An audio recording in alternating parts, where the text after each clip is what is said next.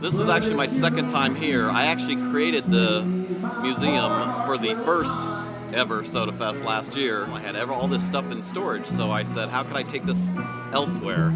So I bought a semi-trailer, and people can go right through the museum and see the history of Coca-Cola, how it started, a lot of the vending machines, signage, the history of the bottle, the creator of Coca-Cola. Started in 1886. Great response, a lot of people, and it's all about soda pop.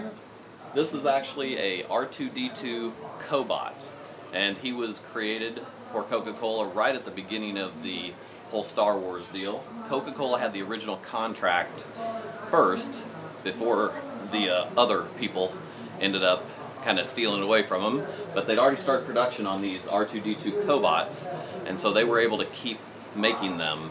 And it was very cool because it actually had like an airplane remote control that would actually make him work as well. So he actually would roll around, they'd take him to parades and things like that.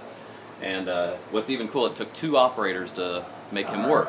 One guy would make him roll around and his head would go and play the Coke jingles from an 8-track tape player inside. Or the second guy had a wireless microphone and an earpiece, and on the front there is a little button that's a microphone, and as the robot rolled up to like a little boy at a parade, he would be able to actually talk to robot, and the guy could hear what the kid was saying, and then he could talk back, and then it would just come out through the speakers. So the little boy thought the robot was real. This is actually one of the premier pieces for the museum.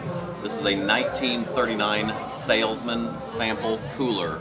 In 1939, they'd actually go around to Mr. Druckard's Five and Dime, and they would take this little sample cooler, carry it in this little leather bag, and it was an example, a miniature sample of what they could have of the big version.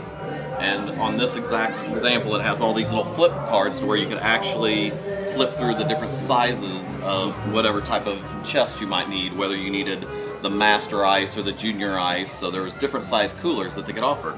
So this is the most complete I've ever seen one, and it actually comes complete with all those pages, which those are the first thing to disappear. This actual vendor's Coke carrier was actually used in the 1930s, and it was used in like ball diamonds, but this one is extra special because we know the history of it.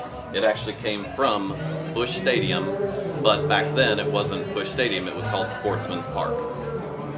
So far this is my second Homer Soda Fest, and this has been a great experience. The people that have put it together have done it very professionally, so I encourage anybody, if you would like to come out and see the festival, please come out, or you can actually become a vendor just like me.